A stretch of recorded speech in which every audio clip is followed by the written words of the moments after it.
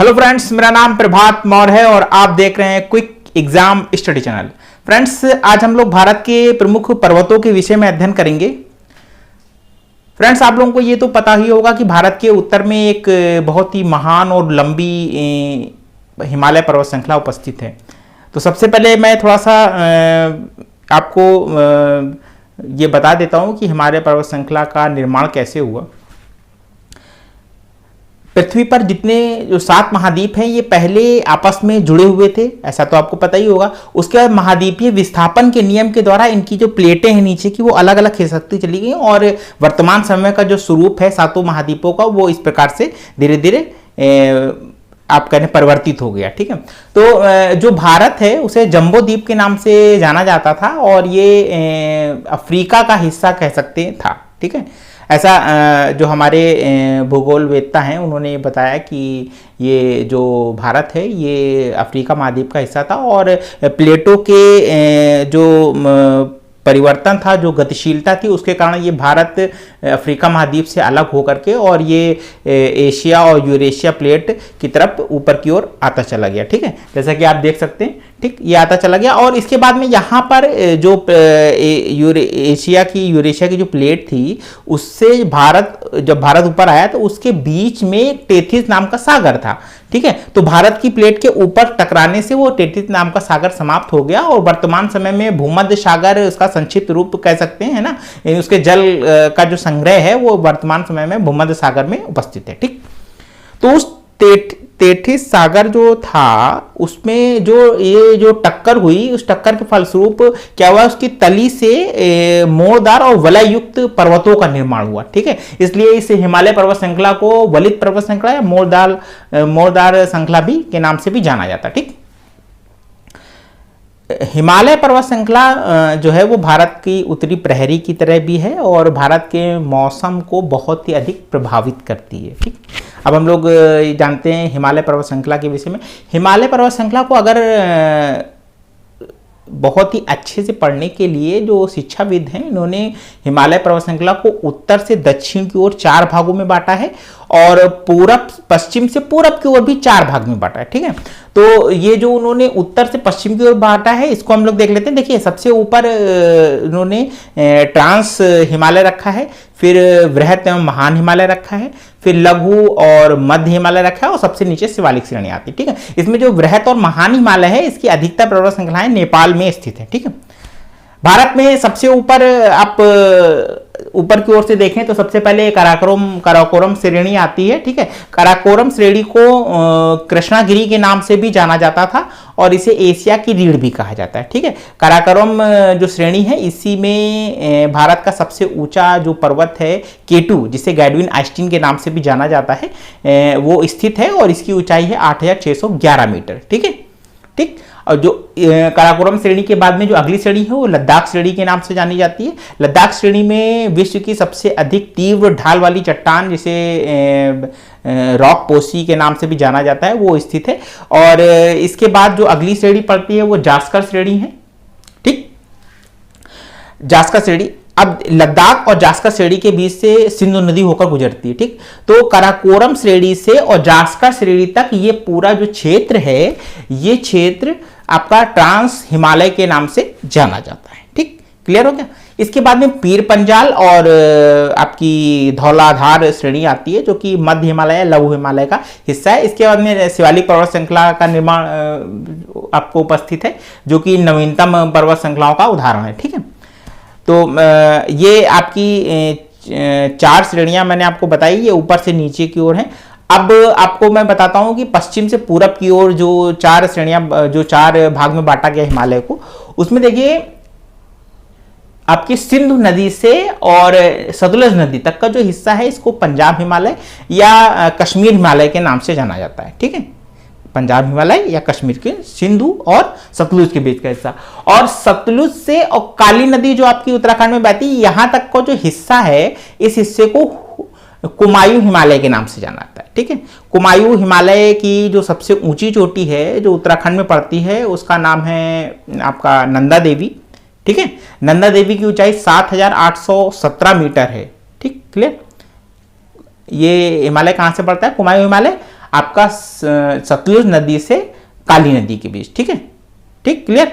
अब काली नदी से और सिक्किम के जो तीस्ता नदी बहती है वहां तक के हिस्से को कहते हैं नेपाल हिमालय। ठीक है, इस नेपाल हिमालय में ऊपर की ओर आपका वृहत या महान हिमालय की श्रेणियां फैली हुई हैं, नीचे लघु या मध्य हिमालय की श्रेणियां फैली हुई हैं। और जो इसकी वृहत और महान हिमालय की श्रेणियां, उन्हीं में से एक श्रेणी आपकी आती है माउंट एवरेस्ट, जिसे आपका नेपाल में सागरमाथा के नाम से भी जाना जाता है। ठीक, इसकी ऊंचाई है 8,848 मीटर।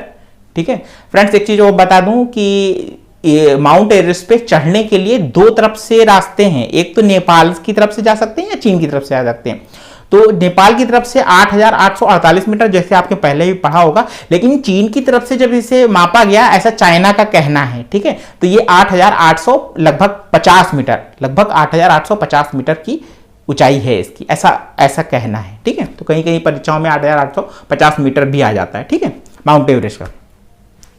इसी नेपाल हिमालय का हिस्सा है भारत की सिक्किम में पड़ने वाली कंचनजंगा पर्वत श्रेणी। ठीक है, तो ये भारत की दूसरे नंबर की पर्वत श्रेणी है, कंचनजंगा जिसे बोलते हैं, और इसकी ऊंचाई है 8,598 मीटर, 8,598 मीटर, और ये भारत के सिक्किम राज्य में पड़ती है। ठीक, क्लियर।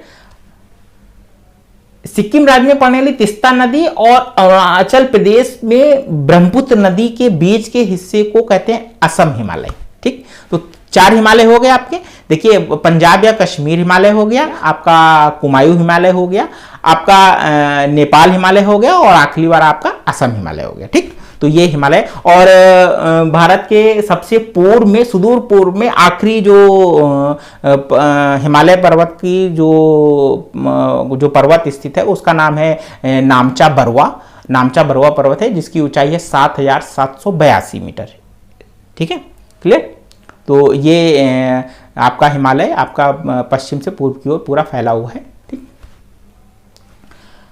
अब आते हैं कि भारत और म्यांमार के बीच की जो सीमा रेखा पर जो श्रेणी फैली हुई है, पर्वत श्रेणी फैली हुई है, उसका नाम है पटकई पर्वत श्रेणी। पटकई पर्वत श्रेणी के 3 भाग हैं। ठीक है, पहला है पटकई बूम। ठीक है, और दूसरा आपके मेघालय में जो 3 पड़ती हैं, गारो, खासी और जैंतिया, और तीसरी है लुसाई पहाड़ियाँ। ठीक है, लुसाई पहाड़ियाँ। ठीक, अब इसमें देखिए, जो अब आपसे अगर पूछा जाए तो आप तुरंत बता देंगे भारत का सबसे ज़्यादा वर्षा वाला जो राज्य है वो मेघालय है। लेकिन किस लिए है? वो इसलिए है कि गारो, खासी, जैंतिया, ये जो पटकई पर्वत की श्रृंखलाएं हैं, गारो, खासी, जैंतिया, इनके कारण मेघालय में बहुत अधिक वर्षा होती है।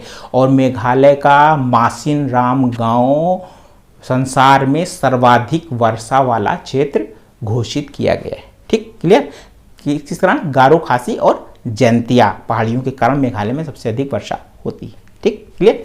तो ये थी पटकई पर्वत श्रृंखला। इसके बाद में हम लोग आते हैं, देखिए पश्चिम की ओर, देखिए अरावली पर्वत श्रृंखला।